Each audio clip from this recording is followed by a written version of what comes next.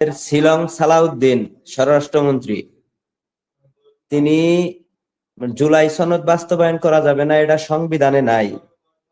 কিন্তু গত 26শে মার্চ গেল, স্বাধীনতার ঘোষক আমাদের সংবিধানে আছে, স্বাধীনতার ঘোষক হচ্ছে বঙ্গবন্ধু শেখ মুজিবুর রহমান।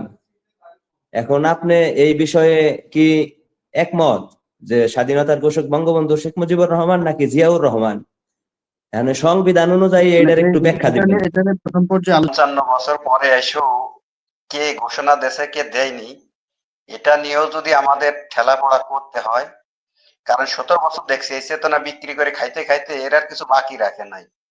এখন সবাই জানে যে জিয়াউর রহমান ঘোষণা দেশে, এখন এটা নিয়ে তো ঠেলাঠেলি করার দরকার নাই, বা এটা নিয়ে বিভক্তি হওয়ার দরকার নাই। কারণ 55 বছর পরে আমরা এখন দেশটা আগাবে কোন দিকে?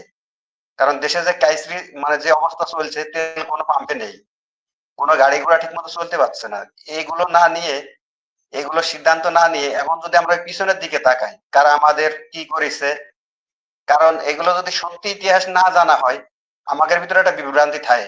এত কোটি টাকা খরচ করে যে মুক্তিযোদ্ধা মন্ত্রণালয় তৈরি করা হয়েছে, এই মুক্তিযোদ্ধা মন্ত্রণালয়তে ইতিহাসটা কেন সত্যি জাতির সামনে তুলে ধরা হয় না? কারণ হাজার হাজার কোটি টাকা এই মন্ত্রণালয়ে প্রত্যেক বছরে বাজেট দেওয়া হয়, কারা রাজাকার ছিল, কতজন ছিল, কোন দলে, এটা নিয়েও আগে একবার মানে আলোচনা হয়েছে। তা সত্যি ইতিহাসটা আমি বিএনপি যেহেতু গভর্নমেন্ট ক্ষমতায় গেছে, জিয়া রহমানের দলের তারা প্রতিনিধি, তাদের কাছ থেকে আশা করছি এই ইতিহাসটা যেন সত্যিকারের ইতিহাসটা জাতির সামনে তুলে ধরে।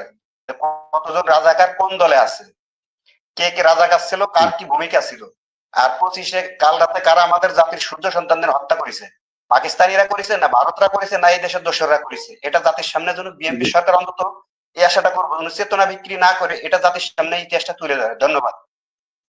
ধন্যবাদ মিজান। ধন্যবাদ সকল অতিথিবৃন্দ।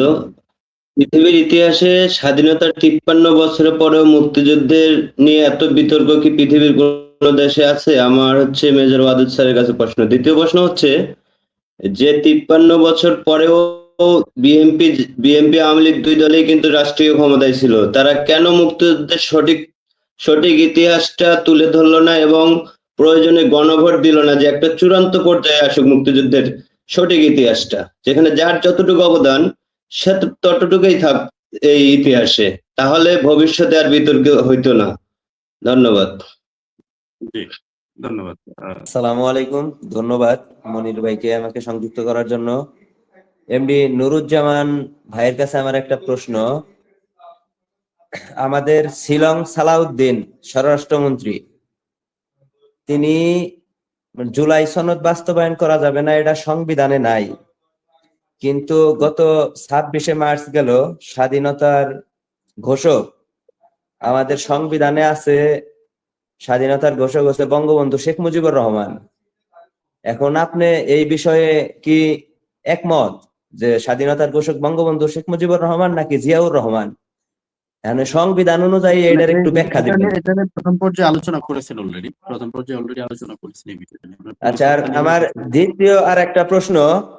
আপনাদের প্রধানমন্ত্রী তারেক রহমান, তিনি বলে যে আমি জুলাই আন্দোলনের মাস্টার মাইন্ড না, কিন্তু আপনাদের নেতৃত্ব স্থানীয় অনেক নেতা যেমন মির্জা ফখরুল এবং কি আরো স্বনামধন্য বড় বড় নেতা, তারা সবাই মনে করে যে প্রধানমন্ত্রী তারেক রহমান জুলাই আন্দোলনের মাস্টার মাইন্ড, কিন্তু স্বয়ং তারেক রহমান নিজেই বলে যে আমি জুলাই আন্দোলনের মাস্টার মাইন্ড না।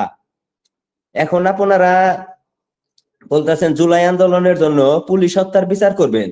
এখন কি এই জন্য তারেক রহমান করতেছে যে আমি জুলাই আন্দোলনের মাস্টার মাইন্ড না? কারণ মাস্টার মাইন্ড হইলে শেখ হাসিনার নামে যেহেতু মামলা হয়েছে সাধারণ ছাত্র হত্যার, তাহলে যদি পুলিশ হত্যার বিচার করা হয় ওই ক্ষেত্রে তো প্রধানমন্ত্রী তারেক রহমানের নামে 1 নাম্বার আসামি হবে শেখ হাসিনার মতো, যে প্রধান মাস্টার মাইন্ড হিসাবে। এই বিষয় নিয়ে একটু আলোচনা করবেন আপনার সময়ে। আশা করি আমি অবশ্যই লাইনে থাকবো যে আপনার কথাগুলো শোনার জন্য। ধন্যবাদ আপনাকে।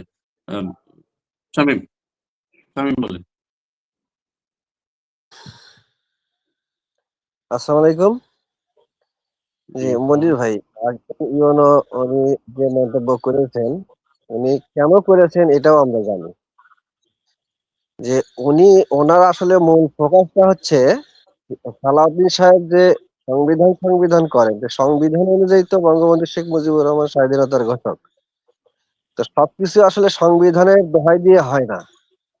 আমাদেরকে আমাদের দাবি যতক্ষণ পর্যন্ত না আদায় হচ্ছে ততক্ষণ তো আমরা বলতেই থাকবো। এটাকে সরকারকে বুঝতে হবে। এবং সরকার যদি বুঝতে না হয়, আমাদের দাবি যতক্ষণ আদায় না হয়েছে ততক্ষণ আমরা এইভাবে সংবিধান দিয়েই ওই সালাউদ্দিন সাহেবকে দেখিয়ে দিব যে সংবিধান অনুযায়ী সবকিছু হয় না। আর যে ইউনো করেছে ওনাকে অনেক ধন্যবাদ জানাই আমি। উনি তো সংবিধান অনুযায়ী বলছেন, সুতরাং উনি সত্যই বলছেন। জি, ধন্যবাদ।